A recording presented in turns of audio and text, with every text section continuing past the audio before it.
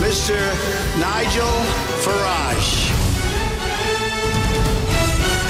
Thank you, Donald. Good evening, everybody. I'm back in London. Well, those that listened last night will know I was only just about in control of my emotions, having seen this appalling worst deal in history. At least that's the way that I read it. And I woke up this morning to see that one or two other people felt the same way. The first was Shailesh Vara, the Secretary of State for Northern Ireland, who, despite the fact that he was a Remainer in the referendum, wrote a resignation letter saying that the deal leaves the UK in a halfway house with no time limit on when we will finally be a sovereign nation. I thought, wow, bang on the money. Shortly thereafter, another one bites the dust as Dominic Raab, the Brexit Secretary, resigns and said, I cannot in good conscience support the terms proposed for our deal with the European Union. Then another Cabinet Minister, Esther McVey, the former Work and Pension Secretary, she resigned, saying with this deal we would not be taking back control, we would be handing over control to the EU, which, by the way, is exactly how my lawyers read that 585-page document. And, you know, that wasn't it, because Suella Braverman, she left her position as Brexit Minister, another resignation. We also had a resignation today from Raymond Christie, who is a Conservative Vice Chairman and Prime Ministerial Trade Envoy to Pakistan, Ranil Jayawardena, MP, and she was a Parliamentary Private Secretary at the Ministry of Justice. She resigned, saying the deal does not deliver a good and fair Brexit. I haven't finished yet. Another one bites the dust. Anne-Marie Trevelyan joined the resignations, and she was a Parliamentary Private Secretary, and she said she could not support the agreement. And that, of course, you know, if we remind ourselves on the back of Boris Johnson and David Davis and many others going.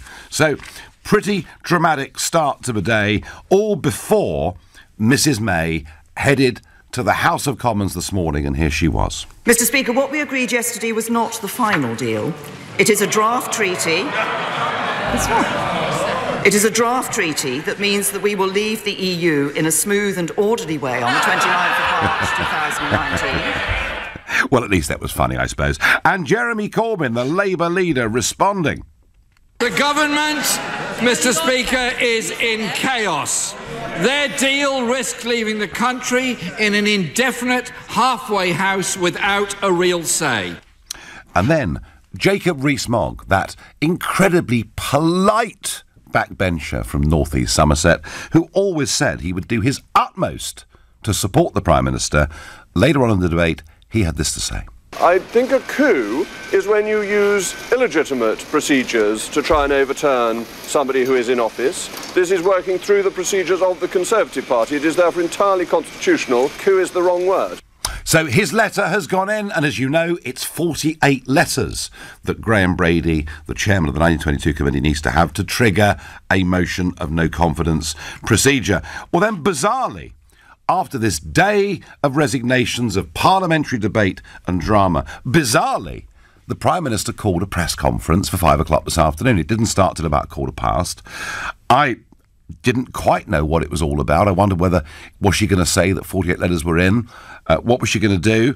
But here she was. Free movement ended.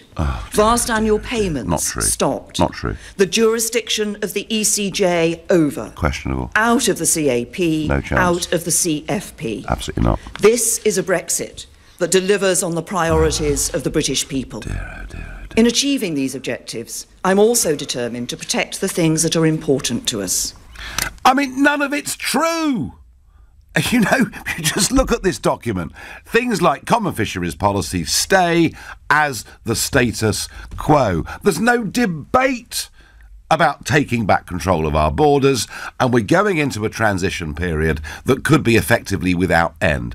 Oh, Monsieur Barnier, he thinks we're tied into the customs union in perpetuity, and there is nothing in that document that shows us a date at which the transition period will end, and actually we wouldn't be able to do so unless the EU agreed. It's like saying I'll voluntarily go into prison, but when I leave I'll have to get the permission of the jailer. It does not make any sense at all. So in the light of all of this, I'm asking you, is the end of May nigh? And if you think like me, she's a goner, call 0345 6060 973. Maybe you think she's a brave lady, battling away, sticking there like a limpet in the most difficult of circumstances, in which case text to 84850. Or maybe you fancy somebody else at the helm, in which case, of course, tweet using the hashtag Farage and LBC at LBC.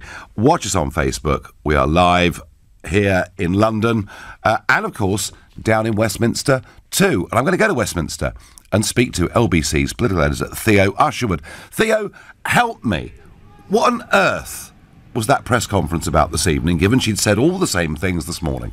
The press conference this evening was, in effect, a rebuttal to Jacob Rees-Mogg stepping out of St Stephen's entrance and saying that he was going to hand in his letter to Sir Graham Brady, the chairman of the 1922 committee, and was urging others to do so, saying that he had no confidence in the Prime Minister. There had been speculation, many of us wondering whether Theresa May would try and seize the initiative, Nigel, by saying there's a leadership challenge coming down the tracks and I'm going to see it off. I'm going to do a John Major and, in effect, trigger a no confidence vote in myself and force their hand, rather than allowing Mr Rees-Mogg and the European Research Group to set the pace of any vote, which is expected, incidentally, on Tuesday. We haven't officially reached that number, 48 yet. Sir Graham Brady hasn't made any announcement, declared it.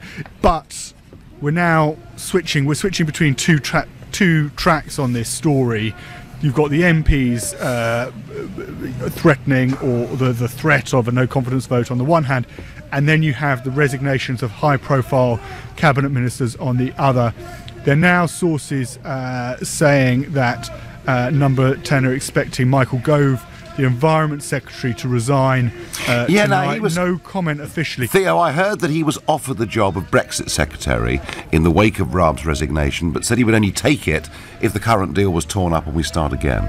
And there have also been family circumstances which has meant that he hasn't been playing a full part in the psychodrama here in Westminster tonight and throughout the day. And then we understand Penny Mordaunt, the International Development Secretary, is due to meet Theresa May tonight.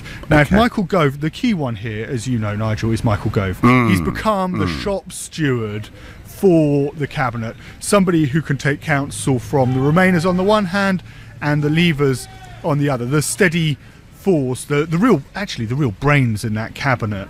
And if Michael Gove resigns, then that's really bad news for Number 10. OK, we're going to watch it very carefully. Thank you very much indeed, Theo. Folks, you have heard a lot today from politicians, those defending the Prime Minister herself, and those attacking the Prime Minister and resigning. Time for the public. Gary in Orpington, is the end of May nigh? No, definitely not, Nigel. I mean, I'm not a Theresa May fan. In actual fact, I thought she was going to sell us down the river. I changed my complete opinion of her. I think she's done exactly what the British public said that they wanted. And I think that, she's done exactly what everyone voted for. So to hand over up to 60 billion quid, to keep us tied inside European Union rules, to have taxation without representation, no prospect any time soon of getting back control of our borders, our fisheries. How on earth, Gary, is that holding faith with the Brexit vote? But that's not what she said this evening, Nigel. I know, and that's but Gary, isn't that the problem? She says one thing and does another. She is utterly duplicitous in almost everything that she does.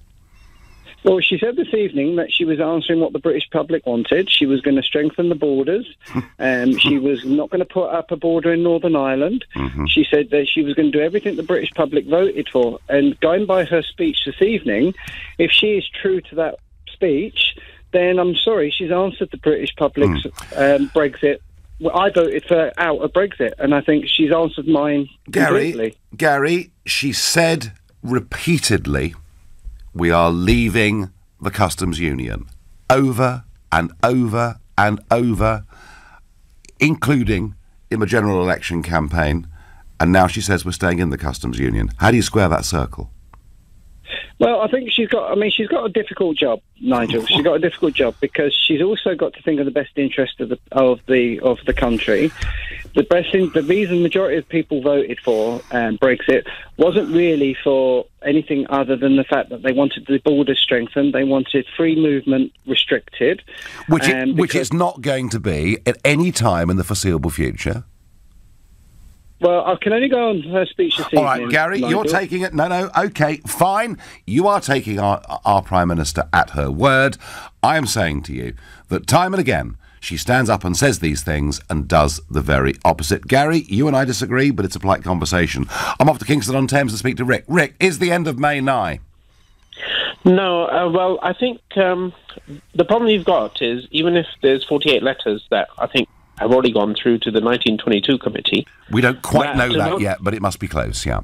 Well, it must be close, and I think it's inevitable, to be honest. Yeah. I think even then, the vote of confidence will be won by Theresa May. I think the parliamentary Tory party will vote for Theresa May because there is absolutely no one who is an alternative. They will never vote for a hard Brexiter because they will never be able to get anything through Parliament. OK, but what if, Rick, what if this appalling, as I call it, worst deal in history, doesn't pass in the House of Commons?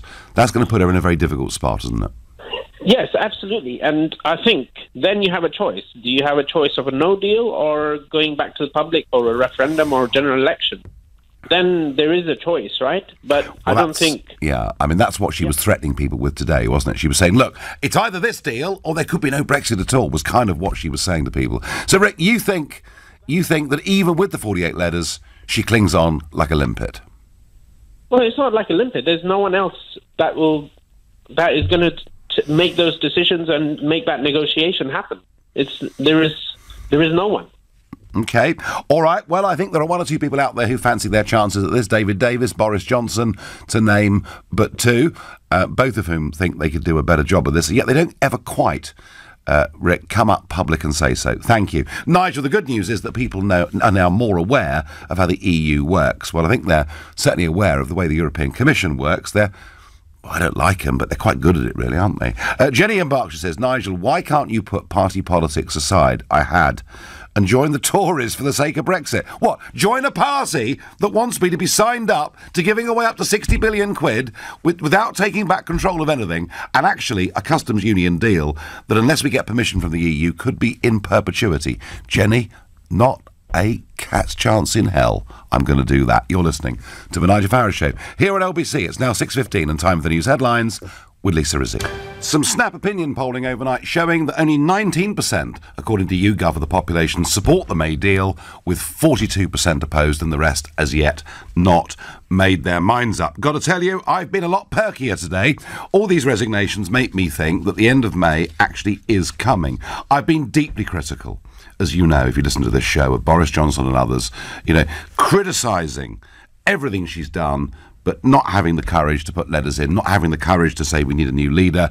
I do think today that changed, though, despite the fact I think she's duplicitous and weak and awful as Prime Minister, I have to say on a personal level, her stickability is quite something, isn't it? I mean, you have to, in some ways, quite, I think, admire that. Now, at this meaningless press conference that took place at 5:15 this evening, she was asked a question by the Sun's Tom Newton-Dunn about her leadership and whether she can cling on. Leadership is about taking the right decisions, not the easy ones. As Prime Minister, my job is to bring back a deal that delivers on the vote of the British people, that does that by ending free movement, all the things I raised in my statement, ending free movement, ensuring we're not sending vast annual sums to the EU any longer, ending the jurisdiction of the European Court of Justice, but also protects jobs and protects people's livelihoods, protects our security, protects the Union of the United Kingdom. I believe that this is a deal which does deliver that, which is in the national interest. And am I going to see this through? Yes. Well, I have to say, folks, I think she's a bit delusional. I mean, I did predict that deal would get through Cabinet, and it did.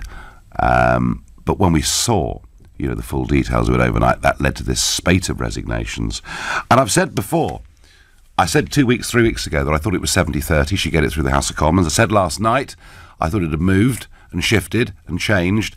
I have to say now, I don't think she can get this deal through the House of Commons. I don't really think the numbers are there. And with it, her premiership, given these resignations, given this loss of confidence, I think she is on the way out. And I have to say, I really hope she's on the way out. I want us to have a Brexit Prime Minister, somebody who actually believes in Brexit, believes in Britain, is prepared to put forward a bold, courageous plan. And I think the voters will unite around it. That's my view. I think she's a goner, but I do understand many of you disagree with me. Carl is a first-time caller from Hull. Good evening, Carl. Yeah, good evening, Nigel. You are absolutely right. The end is definitely nigh. Right. Don't get me wrong. I think there's certainly some challenges for the Prime Minister. I genuinely believe it's been a troublesome job throughout the Brexit process, but there's been real inconsistency and pivoting on the leadership front, and I think that's what's cost here. Ultimately, I'm sure that's what's going to happen. And I think the democracy... Listen, the first time I voted, Nigel, I'm 46 years of age. Yeah. First time I voted was at the referendum because I believed that my vote would make a difference. And this is, Carl, there are millions of people, Carl, like you. That was their first ever vote. And I worry, Carl, if it's not delivered, whether you'll ever vote again for anybody. Well, like yourself and many callers over the last couple of 3 weeks, Nigel, there's been a lot of thought going into the Lancaster House speech. Yeah. Now, if she delivered on that, no problem. Then you know what? Yeah. There might have been a different tone around the country, a lot more faith in the government, certainly less resignations have gone in, as they clearly have done today. I think 7, I think you mentioned. So we're at crisis point now. So going on to your second part of the question for me, Nigel, is it's now time for genuine leadership, somebody with experience, somebody like David Davis I'd like to see take the reins as an interim measure, and somebody like Jacob Rees-Mogg, who spoke very eloquently this afternoon, somebody like him to take the reins in about 12 months' time and take this country back on a path where it needs to be. And what about Boris, Carl? No, I think Boris has missed his trick, Nigel. Okay. I think I do. I genuinely do. I think he showed his hand far too early. I think he was looking for support. It didn't happen. He's made one or two off-the-cuff remarks, which I don't think has helped him over the last sort of 4 or 5 months. Okay. And he's sort of gone out, my opinion, he's gone out of the wilderness a little bit. But yet, somebody like Jacob Rees-Mogg, longer term, he's showed the party line, in my opinion. He's showed the party line. He's shown support for his Prime Minister. Not he's today. Shown support for his party. Today. Well, absolutely. today, he's got to... Well, today, I think he's got to a point where he's thought, hang on, it's country before party. He's always been a Brexiteer, and he believes in delivering what the people voted for. Carl, great call. Keep your faith in our democratic process. We are going to get there in the end, I promise you. David is calling from Preston. Good evening, David. Good evening, Nigel. Much better than this time yesterday. Yeah, so am I. I'm quite chirpy, actually, because I do think... I think Theresa May's days are numbered, and I'll tell you the reason why. Shortly after Dominic Raab resigned this morning, I was looking on Laura Coonsberg's Twitter feed, and in that Twitter feed, she said that Dominic Raab had said that the EU has been blackmailing the UK. Yeah. That's the Brexit secretary saying that the EU has been blackmailing the UK. What about that? Well, they're bullies and I call them gangsters, of course, David. So this would be behaviour entirely in keeping, wouldn't it? Well, yes, and we'd expect you to say that, Nigel, but this is coming from the shortly Brexit secretary saying that. Yep. So he's been in the room with them. Yep. Well, listen, I've spent 20 years with them, David. 20 years with them. And this is the problem with the European Commission being the government of Europe, is you have power without accountability, and they can do what the hell they like. How long was she last, David? Maybe a week. Maybe a week. And then I think that, like I said about 6 weeks ago on your show, I think David Davis should take over as interim Brexit. Well, there's certainly some growing support for him. David, thank you. Easy for your lot to whinge about the deal, but you haven't gone through the negotiations and haven't given any clue about how you would sort it out any better, says Kate in East Sheen. 25 years, Kate, I've argued for a simple free trade deal. No membership of political union. Chris in Chadwell Heath says it's just a withdrawal agreement covering the next few years. It isn't a blueprint for our future relationship. It's probably the best deal we could have got, and there's no point sending people back to ask for something better. Well, Chris, let me tell you something. If this is the best we can get, it isn't worth having.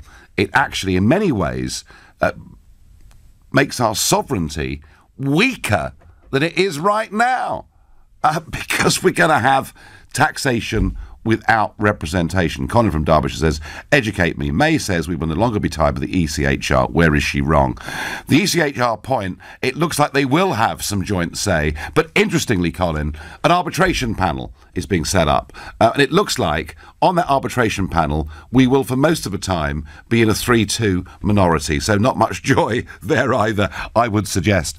I'm going to go to Finchley and speak to Edward. Edward, good evening. Hello, Nigel. Look, a few months ago, I heard Michael Portillo on the BBC late at night talking about the Brexit negotiations. He said, and for him to say this is quite momentous, I think, he said it was a conspiracy, what was happening with the way the negotiations were going. And what I heard this evening from May's meaningless and Twilight Zone press conference... Pointless, wasn't it, Edward? It was totally pointless. Yeah. In fact, it was so pointless, the assembled press didn't even know it had finished because we were waiting for the punchline. and no one put their hands up to ask her a question because there was no punchline. I know. There was no semicolon. There was nothing. It was totally meaningless. Dismal. And for her to have the confidence to come out and do this confirms what I think Portillo said all those months ago. This is a concerted stitch-up by our establishment in Westminster in collusion with Brussels. So when Mrs Merkel, and I was there, I was the closest MEP to her, when Mrs Merkel said on Tuesday to the European Parliament that Mrs May wants to stay part of Europe, she was kind of right, wasn't she? Yes, she was, of course, yes. How angry, Edward, are you about this? I'm very angry. I've totally lost trust in our political establishment. I mean, I thought the EU were bad, but what I've seen of the way that the BBC have acted, they just interview Remainers, everything that's going on in our political and media establishment is all weighted towards trying to seize the narrative that we must remain, we can't leave, it's so terrible. Yeah, and yet, Edward, Mrs May keeps telling us that we are leaving. We're taking back control of our laws, our money and our borders. We're leaving the common fisheries policy. I mean, she comes as if they wind her up at the back every morning. Do you think she's a truthful Prime Minister, Edward? It's like a combination of the Twilight Zone and Carry On Up the Khyber. Very good. Oh, very, very good. Thank you very much indeed. Nigel, why did no reporter ask her why she let the civil servants negotiate this deal when they're not accountable? Yvonne in Luton. Yvonne, isn't it interesting that both David Davis and Dominic Raab have gone as Brexit secretaries because she gives the negotiations to the civil service, and she paid tribute today to their thousands of hours of work. Thousands of hours of work trying to keep us in. You're listening to the Nigel Farage Show here on LBC. It's now 6:30 and time for the news with Lisa Rizzi. A quite extraordinary day. 3 cabinet ministers and 4 other senior Conservatives resign their posts. 7 resignations today. Mrs May in the House of Commons, Jacob Rees-Mogg announcing he's put his letter in to the chairman of the 1922 committee. And then, despite all the time she spent at the dispatch box today, she comes back tonight at 5:15 for a press conference and says all the same things all over again. I couldn't quite work it out. Richard says, what a day. I'm in Tenerife on holidays and I've been glued to LBC radio all day. The deal sucks badly. Hats off to May's stickability. Yeah, Richard, that's I don't like her at all. I hate what she's doing. I think she's utterly dishonest, but I do admire this limpet-like ability to stay on the rock despite the fact the circumstances are tough. I just think it's reached an end, and I think, just the sheer number of people today walking away, I do not see how she can survive, and I cannot now see how that vote can command a majority in the House of Commons. So I think today was the day that things did actually change. Nigel, you won't read this because it squashes your point. Yes, I will. I'll read any... Listen, you can ring up on 0345 6060 973 and you can, as long as you're polite and don't swear, you can say what the hell you like to me. That's what we're here for. This is about open, proper, genuine, democratic debate. However, you can't join an organisation, act as a significant member in creating the aims, rules and structure of it, and then claim that the club is blackmailing you. That's just not logical. Ben in Brighton, let me tell you, these people are massively powerful in Brussels. They are used to always getting their way. They're very good at slapping down democratically elected governments and making them toe the line. That is how this place works. I believe, Ben, that what you see with the European Union is an increasingly centralised, authoritarian, militarised, deeply unpleasant, nasty place. I can't wait to leave. That's my view. Let's go to Northumberland and speak to Nicola. Hi, Nicola. Hello, Nigel. Lovely to talk to you. Lovely to talk to you. So, is she a goner, Nicola? Come on, cheer me up and say yes. Please. She was a goner so long ago. Well, she's still there. I just can't help but think back to David Cameron going round at the EU states, you know, trying to get changes made. Yep. To come back to our country to say, look, I can give you this. They are prepared to give us this. So we won't have to go to a referendum. That didn't happen. And, you know, therefore a referendum was called because the EU state will not negotiate. So why we wasted 2 years knowing full well it's more than that that, the EU will not negotiate. I mean, Nicola, what has she achieved? What has she achieved in this nearly 2.5 years that we're coming up Well, for? she hasn't, Nothing. Nigel, at Nothing. all. Because as far as I'm concerned, I'm a staunch Brexiteer. Mm-hmm. She is a Remainer. It was wrong from the word go. She should never, ever have been in charge of leading our negotiations. But the EU will not negotiate. That's the main point. Well, Nicola, I went to meet Barnier. Barnier. Or negotiate. I went to meet Barnier on the 8th of January this year. Not sitting in the coffee bar in Strasbourg, but a formal meeting in his office in Brussels with my lawyer, and the one thing that was absolutely clear to me, Nicola, was he was going to make absolutely as sure as he could that we would stay within the EU's rule book. Yeah. And of course we'd sold the pass. We'd sold the pass the month before when she left Downing Street at 4:15 in the morning to go and meet this unelected bureaucrat's deadline and agreed to the backstop, and it's been downhill ever since. Nicola, I'm with you. I've got my fingers crossed that she goes, because I think if we get a Brexiteer in number 10 with a positive message, I think the country would unite behind them. And once that happens, I suspect the parliamentary numbers would get a bit easier. She has got to go, Nigel, and she will go. But I just hope Michael Gove doesn't step into her shoes. Well, let's wait. I tell you what, we'll speculate on that as the next few days go by. But like you, I think she's going to go. I did pop something in the fridge today. I'm waiting for that moment. Thank you. I am off to Crewe in Cheshire to speak to Rob, who's a first-time caller to this show. Good evening, Rob. Good evening, Nigel. Pleasure to speak to you. Pleasure to speak to you. So does she stay or does she go? Is the M9? I mean, this whole business has revolved around the Northern Ireland backstop, and I'm surprised that no one really from either side has actually mentioned the fact that if countries that border the EU on mainland Europe don't have this same issue, why does it have to happen between Northern Ireland and Ireland? Yeah, or even Italian principalities that exist within Switzerland, etc., etc., etc. Precisely. Yeah. This all revolves around, in my opinion, the fact that I think she's probably going to get a nice little payoff from the European Union. So to hell with what happens to the Tory party. Come on! What are you saying, Rob? I mean, no, honestly, come on. She's not in this for money, is she? Of course she is. No, come on. Even I'm not that cynical, Rob. I mean, really. I mean, this all revolves around, in my opinion, the very beginning of the EEC when it was formulated, because there were a lot of politicians who had Marxist or communist leanings that were very, very pro a confederation of Europe. Oh yes, I mean Spinelli, Spinelli, the Italian, one of the great founders of this project, was an Italian communist. That's right. That is true. Yeah, and I think that's what it all boils down to. It's a rich man's club. The middle class elitists want everything for themselves. They've got greedy and they don't know when to stop. And it's at the expense of the ordinary working man. Well, do you feel tonight, Rob, as I do, a little bit more optimistic that we might be a bit nearer getting a proper Brexit leader? I don't know. I really don't know. I mean, I find it difficult to trust any of them, to be quite honest.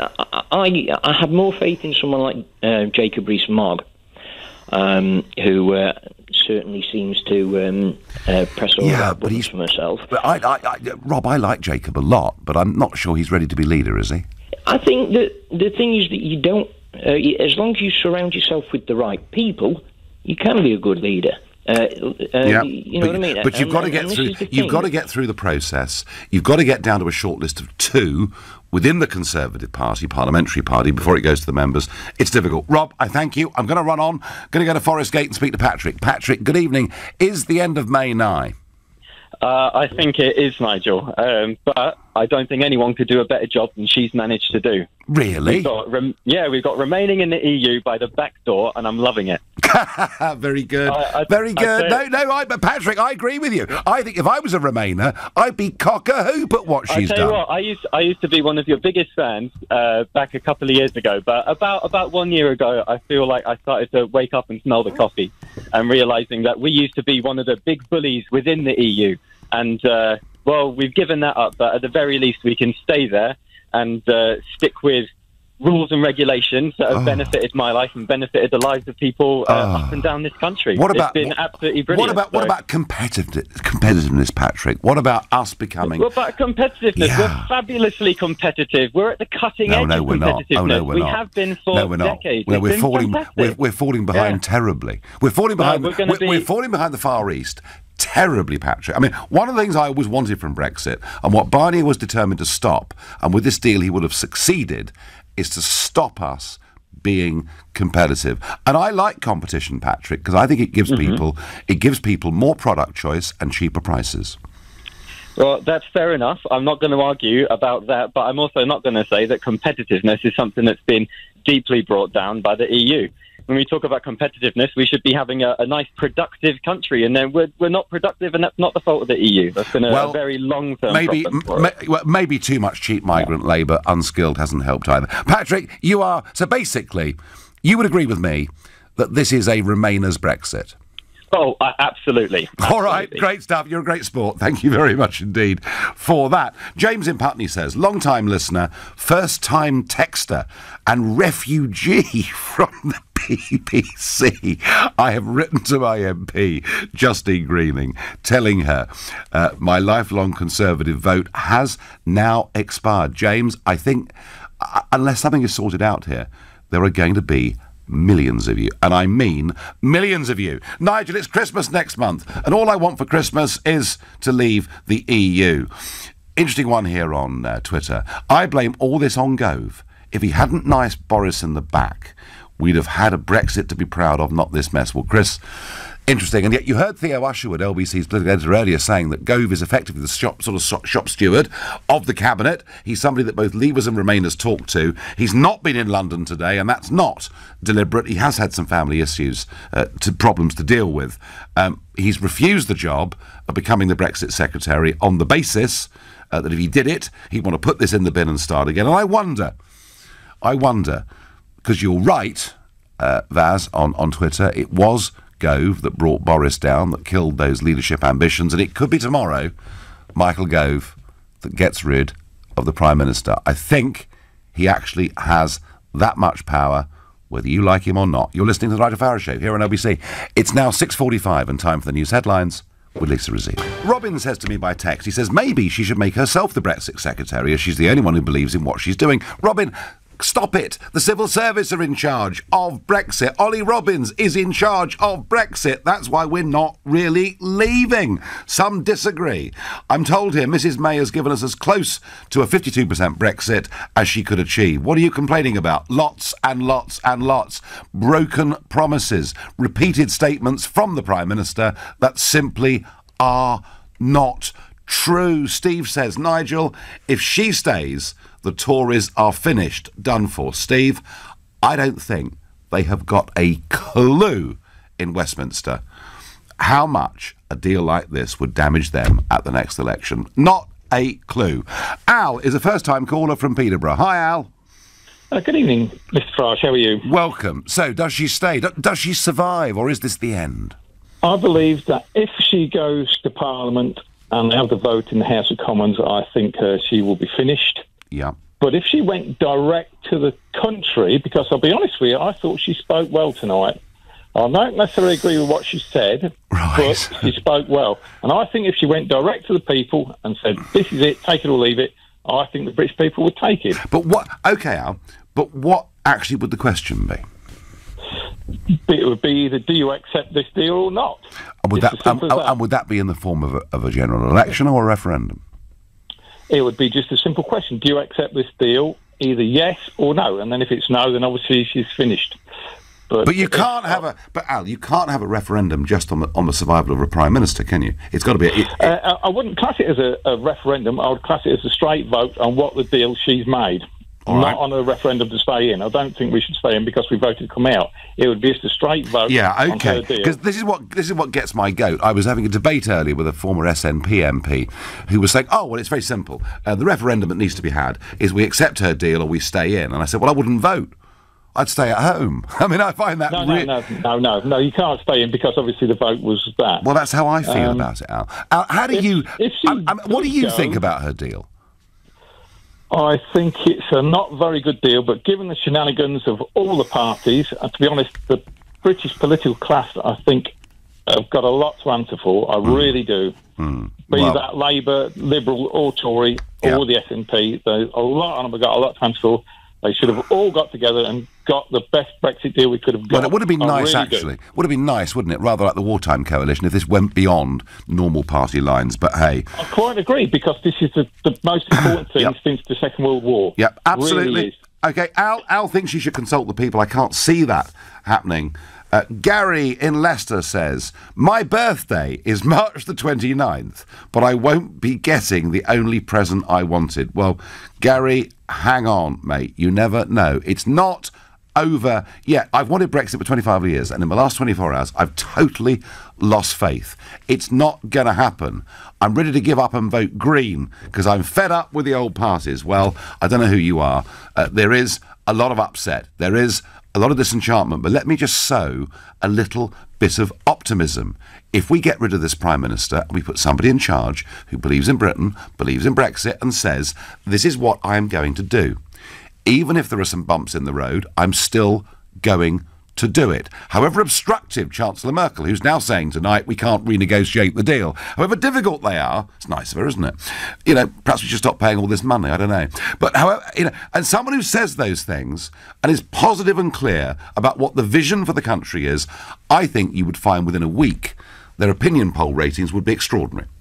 They'd suddenly, the Tories would be 10 points plus ahead of the Labour Party, and I think that once you start to get the country with you, then those votes in the House of Commons get easier. And even if the risk of putting a clean Brexit to the House of Commons would be that they stop you and they force a second referendum on you, I now believe it's a risk worth taking, because this deal that was put yesterday simply isn't good enough. It's worse than where we are today, and that's how I feel about it. Paul is a first-time caller from Reading. Paul, surely she's a goner, isn't she?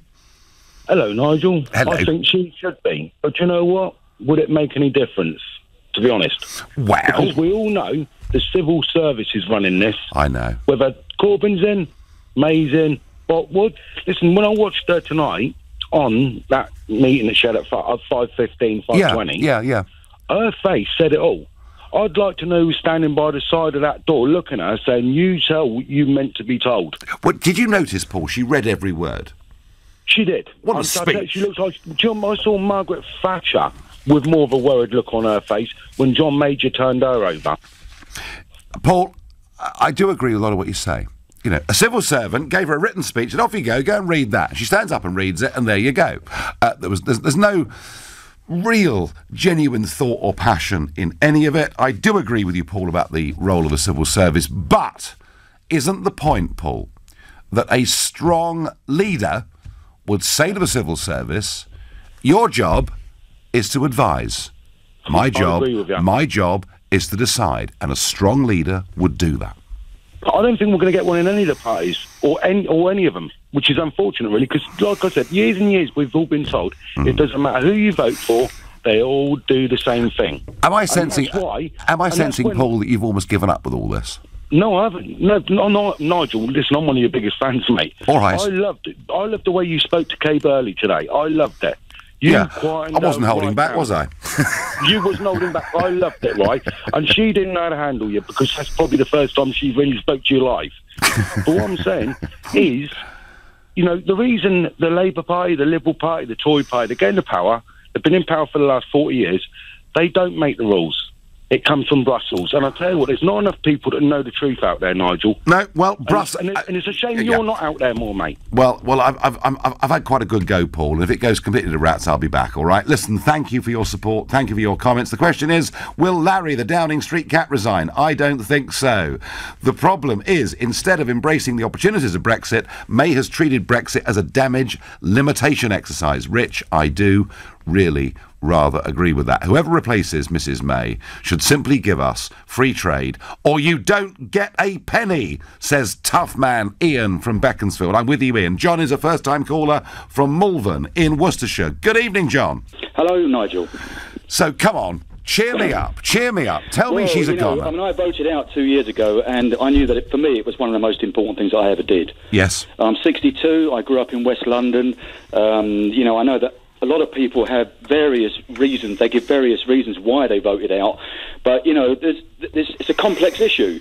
And, you know, I would find it very difficult to explain to people why I voted out, apart from getting our own identity back. Mm-hmm. You know, I think the problem is that people have, you know, the English people, they've lost their spirit, you know.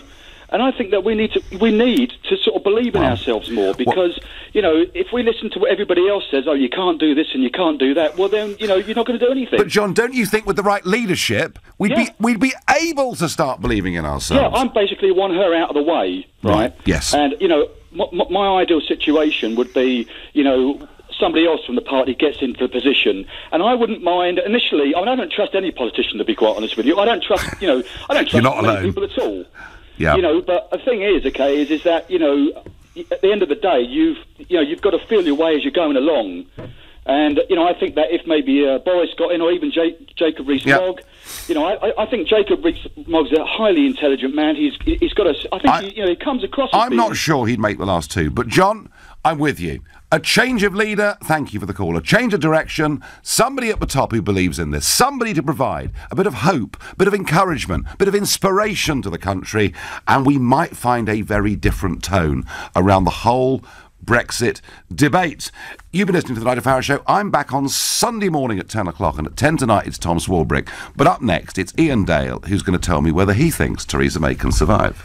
I think it's highly unlikely now. She's very resilient.